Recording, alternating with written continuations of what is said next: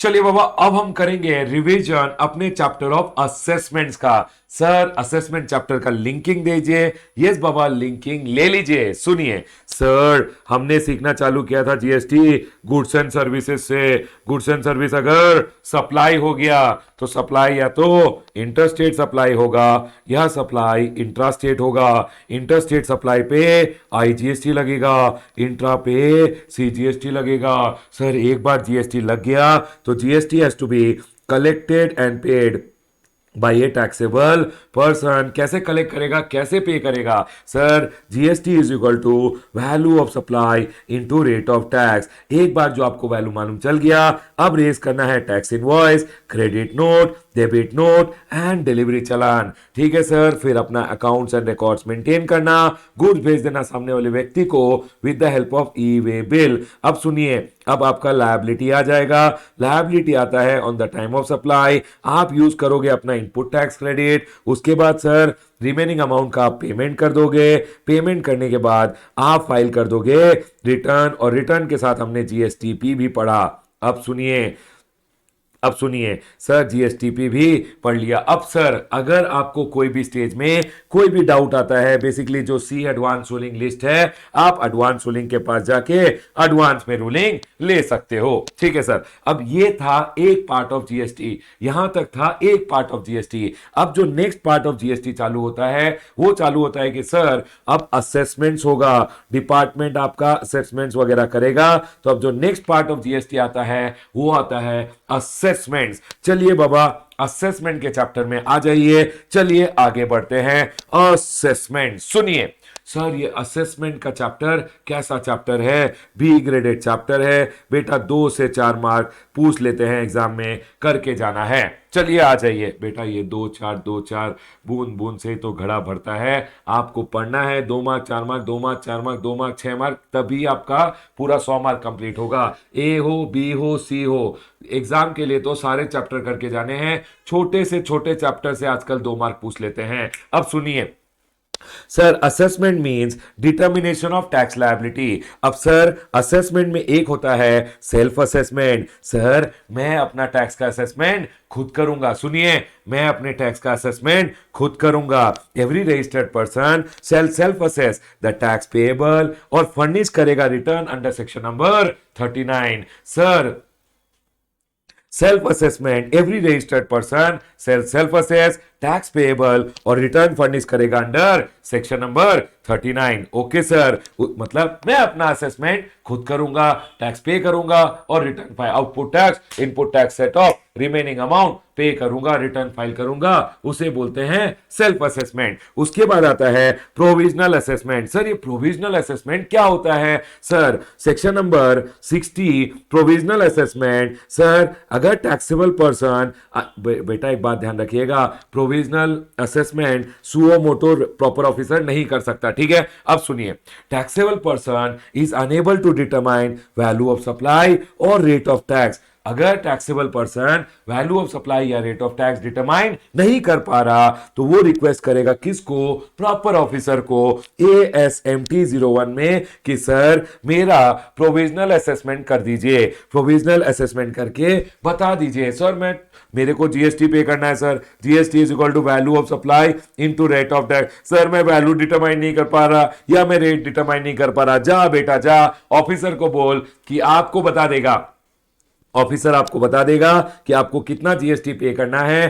Provisionally for the time being. एक value rate of tax बताते हुए बोलेगा सर इतना जीएसटी पे कर दीजिए। अब प्रोविजनली आप पे करोगे तो बोलता है प्रॉपर ऑफिसर इशू करेगा ASMT 04 and sir within 90 days allowing payment on provisional basis। within 90 days आपने जो एक बार प्रोविजनल असेसमेंट का रिक्वेस्ट डाला, उसके 90 दिन में वो बोल रहे हैं आपको प्रोविजनल असेसमेंट का ऑर्डर दे दिया जाएगा। और वो बोलेंगे क्या रेट पे, क्या वैल्यू में, एज स्पेसिफाई कर दिया जाएगा। उस रेट और उस वैल्यू पे आपको जीएसटी पे करना है। अब ऑफिसर क्या करेगा सर, जब आपको प्रोविजनल असेसमेंट देगा तो ऑफिसर बोलेगा क्या पता फाइनल असेसमेंट में अगर हमको आपको आपसे इतना एक्स्ट्रा टैक्स लेना पड़ गया, तो आज बोल रहा हूं 18% दे, फाइनल असेसमेंट में लगा 28% देना है, तो जो डिफरेंशियल होगा, आज 18 दे रहे हो, अगर 28 देना पड़ेगा तो कितना डिफरेंशियल होता है उतना बेसिकली वो क्या करेगा, आपसे एक बॉन्ड मांग लेगा इन ASMT 05 अलॉन्ग विथ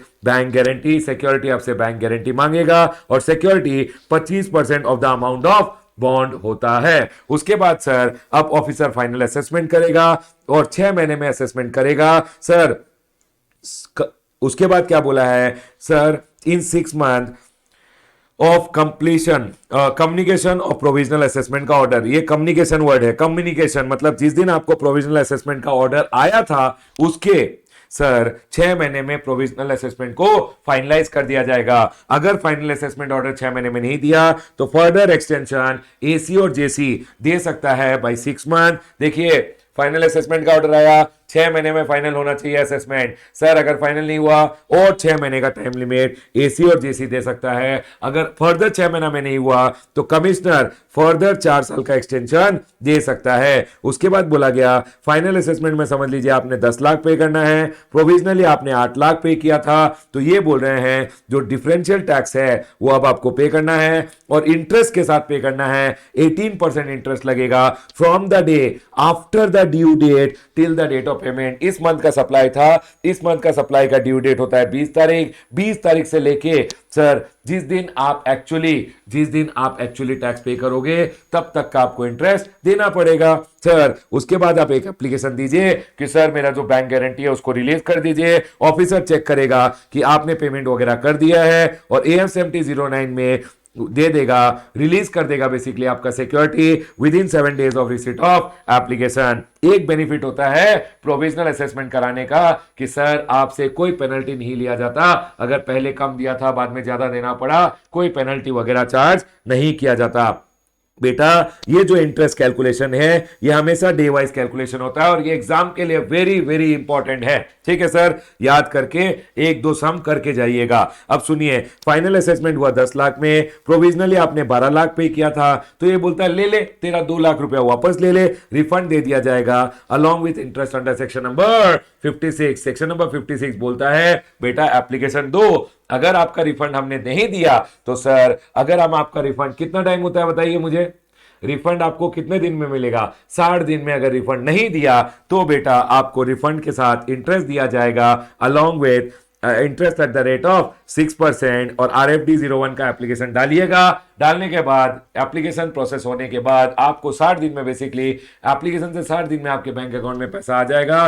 नहीं आया ले लीजिएगा इंटरेस्ट। ठीक है सर, पॉइंट क्लियर है। चलिए आगे बढ़ते हैं। प्रोविजनल असेसमेंट बहुत बहुत इंपॉर्टेंट है एग्जाम पॉइंट ऑफ व्यू से। ध्यान से अच्छे से क्वेश्चन 1-2 करके जाइएगा।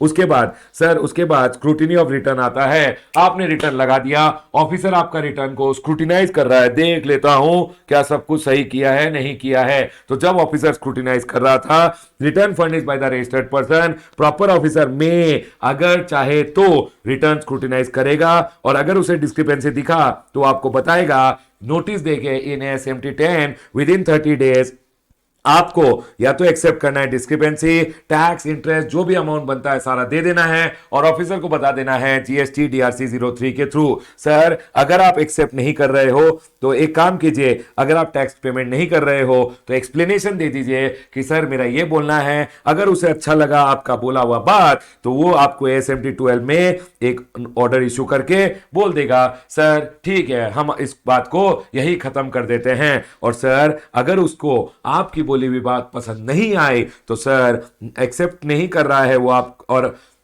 नॉट सेटिस्फैक्ट्री आपने रिप्लाई किया है या आफ्टर एक्सेप्टिंग द डिस्क्रिपेंसी आपने टैक्स वगैरह नहीं दिया तो ऑफिसर को आ जाएगा गुस्सा। ऑफिसर को अगर गुस्सा आ गया तो बेटा अगर ऑफिसर को गुस्सा आ गया तो ऑफिसर क्या क्या कर सकता है, What are the recourses available with the officer? अगर आपने एक्सप्लेनेशन नहीं दिया या एक्सप्लेनेशन अच्छा नहीं लगा तो बेटा याद रखिएगा अब क्या होगा, ऑफिसर करा सकता है आपका ऑडिट, स्पेशल ऑडिट। और सर स्पेशल ऑडिट ऑडिट कराते हुए जो डिटेल्स मिलेगा उन डिटेल्स को यूज करते हुए आप पे डिमांड ऑर्डर लगा देगा। सर इंस्पेक्शन सर्च सीजर करवा सकता है, इंस्पेक्शन सर्च सीजर कराएगा, जो डिटेल्स उसे उन्हें मिलेगी उसको यूज करते हुए भी आप पे सर डिमांड ऑर्डर रेज कर सकता है। उसके बाद सर या तो ऑडिट स्पेशल ऑडिट के बाद डिमांड ऑर्डर देगा, या इंस्पेक्शन सर्च सीजर भी करा लेगा और उससे जो डॉक्यूमेंट्स वगैरह मिलेंगे उनको यूज करते हुए क्या कर रहा है, आपके ऊपर एक डिमांड ऑर्डर लगा देगा। मतलब एक देगा शो कॉज नोटिस और उसके बाद दे देगा डिमांड ऑर्डर। अब सुनिए, असेसमेंट के बाद का लिंकिंग बता रहा हूं मैं आपको, असेसमेंट चैप्टर के बाद का लिंकिंग बता रहा हूं कि स्क्रूटिनी हुआ, समझ लीजिए। और सर आपने जो बात बोली ऑफिसर को अच्छा नहीं लगा, तो सर ऑफिसर क्या करा सकता है, audit, special audit, inspection, search seizure और उसके बाद demand order, show cause notice देते हुए डिमांड ऑर्डर रेज कर देगा। अब डिमांड के अगेंस्ट सर अगर आप डिमांड का पेमेंट नहीं करोगे तो रिकवरी हो जाएगा,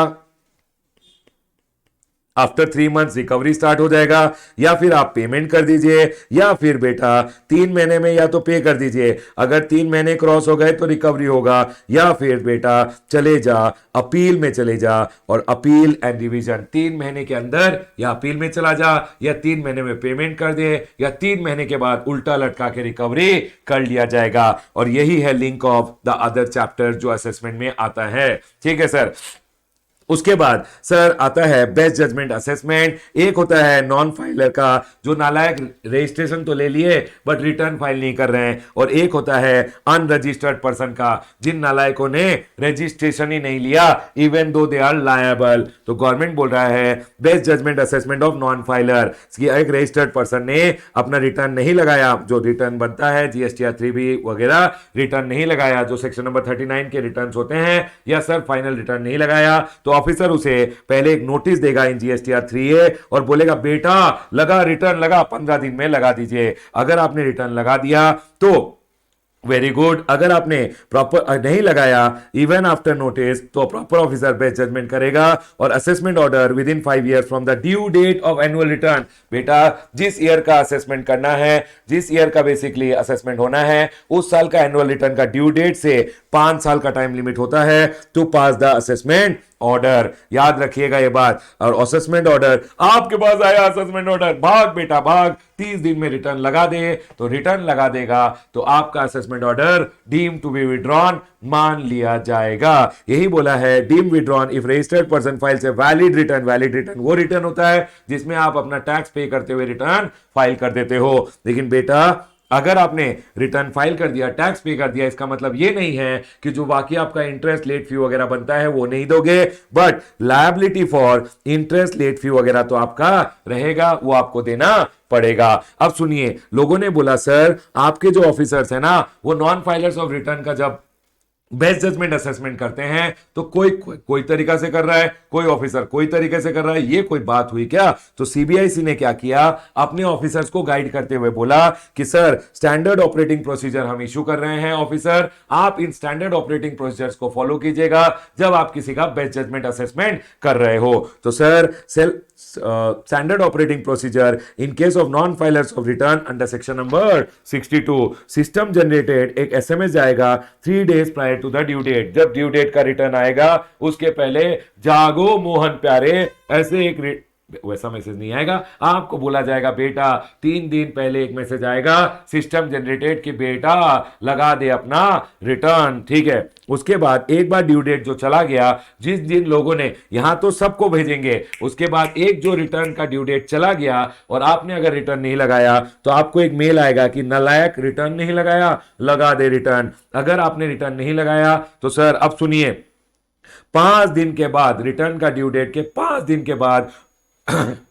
एक नोटिस भेजा जाएगा कि सर 15 दिन में रिटर्न लगा दीजिए। अच्छे बच्चे रिटर्न लगा देंगे, जो नहीं लगाया उनके लिए ऑफिसर बेस्ट जजमेंट असेसमेंट करेगा अगर आपने 15 दिन में रिटर्न नहीं लगाया, और आपको एक असेसमेंट ऑर्डर पकड़ा देगा। ठीक है सर। अब सर बेस्ट जजमेंट ऑफिसर जब करेगा, दिमाग लगाएगा कि आपका असेसमेंट करना है, आपने रिटर्न नहीं लगाया तो मैं कैसे आपका असेसमेंट करूं, रिटर्न नहीं लगाया तो ऑफिसर क्या करेगा, आपका जो जीएसटीआर 1 है या आपका जो जीएसटीआर 2A 2B में डिटेल आ रहा है ई वे बिल जो आप जनरेट करते हो उसका डिटेल या कोई भी अदर इंफॉर्मेशन यूज करते हुए बेस्ट जजमेंट असेसमेंट कर देगा और best judgement assessment order withdraw हो जाएगा। आपको डराया गया है, बेस्ट जजमेंट असेसमेंट आया, आप गए भाग बेटा भाग, रिटर्न फाइल कर दिया तो best judgement assessment order withdraw हो जाएगा। उसके बाद commissioner may also resort to provisional attachment section number 83 and cancellation of registration, मतलब आपका प्रॉपर्टी का प्रोविजनल अटैचमेंट भी कर सकता है। एंड सर क्योंकि आप रिटर्न वगैरह नहीं लगा रहे हो, आपका 6 महीने का रिटर्न नहीं लगाने पे रजिस्ट्रेशन कैंसिल होता है, कर देगा कैंसिल आपका रजिस्ट्रेशन। आ जाइए उसके बाद सर कैसा है सेक्शन नंबर 62, अच्छा लगता है मुझे सेक्शन नंबर 62। उसके बाद आता है सेक्शन नंबर 63 कि आप टैक्सेबल पर्सन हो, आपने रजिस्ट्रेशन नहीं लिया, नालायक, रजिस्ट्रेशन नहीं लिया तो सर, या फिर आपका रजिस्ट्रेशन कैंसिल हो गया था बट अभी भी आपका लायबिलिटी है, तो ये बोल रहे हैं कि सर प्रॉपर ऑफिसर आपको एक नोटिस देगा कि बेटा लायबिलिटी था फिर भी टैक्स पे नहीं किया है, stating the ground for assessment, and आपको 15 दिन का टाइम लिमिट देगा कि तूने रजिस्ट्रेशन नहीं लिया है, तूने सर तेरा रजिस्ट्रेशन कैंसिल हो गया है बट तू अभी भी लायबल है। तो सर इस केस में बेसिकली बोल रहे हैं कि ऑफिसर आपको एक असेसमेंट नोटिस देगा और बोलेगा हम तेरा असेसमेंट करेंगे, आप रिप्लाई कर दीजिए 15 दिन में। अगर अच्छा लगा रिप्लाई तो कोई बात नहीं, अगर रिप्लाई अच्छा नहीं लगा तो प्रॉपर ऑफिसर क्या करेगा, will proceed to assess the tax liability of the person to the best of his knowledge after giving opportunity of being heard, एक असेसमेंट ऑर्डर पास कर देगा और बेटा इस असेसमेंट ऑर्डर का कोई विड्रॉवल नहीं है। ठीक है सर, पॉइंट क्लियर है। उसके बाद आता है section number 64 summary assessment, shortcut, quickly फटाफट असेसमेंट कर देना। समरी मतलब क्या होता है, चार्ट बुक एक समरी है, क्विकली रिवाइज कर सकते हो, शॉर्टकट में रिवाइज कर सकते हो, वही है summary assessment. Sir proper officer may on evidence कि एक आदमी का टैक्स लायबिलिटी है, समझ लीजिए आप ट्रक में सामान लेके जा रहे थे, ऑफिसर को लग रहा है ट्रक में जो सामान जा रहा है उस पर टैक्स नहीं दिया हुआ है, तो सर ये बोला गया है proper officer may on the evidence that there is a tax liability plus permission लेगा एडिशनल कमिश्नर जॉइंट कमिश्नर का और असेस कर देगा लायबिलिटी ऑफ सच पर्सन मतलब समझ लीजिए ऑफिसर पकड़ा एक ट्रांसपोर्टर को, ओनर ऑपरेटर ऑफ वेयरहाउस को या जो पर्सन इंचार्ज होता है, और सर वहां पे टैक्सेबल पर्सन ट्रेस नहीं किया जा रहा, ऑफिसर आया आपके गोडाउन में, आपने बोला पता नहीं किसके गुड्स है, ट्रक को पकड़ लिया, आपने बोला पता नहीं किसके गुड्स है, तो आपका असेसमेंट कर देगा। और यही बोला गया है यहां पे कि ऑफिसर रेवेन्यू को प्रोटेक्ट करने के लिए एक असेसमेंट ऑर्डर इश्यू कर देगा if he has sufficient ground to believe कि बेटा ट्रक वाले को जाने दिया तो सामान लेके भाग जाएगा। सर अगर वेयरहाउस कीपर का अभी हमने असेसमेंट नहीं किया तो बेटा सामान को पार कर देगा, सामान को हटा देगा यहां से, तो उस केस में if he has sufficient ground to believe that any delay in doing so may adversely affect the interest of the revenue, तो सर उस केस में वो बेस्ट जजमेंट, वो समरी असेसमेंट कर देगा। अब समरी असेसमेंट का विड्रॉवल भी हो सकता है, आप गए सर गलती हो गई वो ट्रक वाले से, तो सर अगर एक टैक्सेबल पर्सन एप्लीकेशन देता है with in 30 days of receipt of order या एसीजेसी को खुद लगता है कि जो ये हमने फटाफट का काम किया, असेसमेंट ऑर्डर पास किया, ये तो गलत सलत हो गया, तो सर अगर दोनों ही केस में अगर एसीडीसी को लग रहा है कि सर एसी और जेसी है ना, एक सेकेंड बाबा चेक करता हूं, एक सेकेंड, हाँ सुनिए एवरीवन ओवर हियर सुनिए, तो ये क्या बोल रहा है यहां पे कि सर अगर एसी और जेसी, बेटा यहां पे एसी जेसी को लिख ले, जेसी लिख ले, ये तो गलती हो गया, जेसी होना चाहिए। अगर एसी जेसी को लगा, एक एप्लीकेशन जब मिला तो एसी जेसी को अगर लगा कि सर ऑर्डर एनोनियस था तो he can withdraw it and direct the proper officer, A proper officer क्या गलत सलत ऑर्डर पास कर रहा है, तो एक काम करना लायक नॉर्मल प्रोसीजर जो है वो फॉलो कर ले 73 एंड 74 का, मतलब सर अपना जो डिमांड ऑर्डर है सो कॉज नोटिस दे, सो कॉज नोटिस के बाद प्रोसीडिंग्स वगैरह करते हुए डिमांड ऑर्डर पास कर देना। ठीक है सर, अब सुनिए ये जो सेक्शन नंबर 29(2) है, मैं चाहता हूं ये सेक्शन नंबर 29(2) सर मतलब कब कब रजिस्ट्रेशन कैंसिल किया जाता है अंडर सेक्शन नंबर 29(2). अब सेक्शन नंबर 29(2) है रजिस्ट्रेशन के चैप्टर में, एवरीवन सेक्शन नंबर 29(2) जो है वो रजिस्ट्रेशन के चैप्टर में है। अब सुनिए ये सेक्शन नंबर 29(2) आपको यहां से नहीं पढ़ना है क्योंकि सेक्शन नंबर 29(2) में छोटे छोटे अमेंडमेंट हुए हैं, तो आपको ये सेक्शन नंबर 29(2) रजिस्ट्रेशन चैप्टर से पढ़ना है। बस मैंने रेफरेंस के लिए डाला था कि सेक्शन नंबर 29(2) क्या बोलता है, आप इसको रजिस्ट्रेशन के चैप्टर से पढ़ लीजिएगा।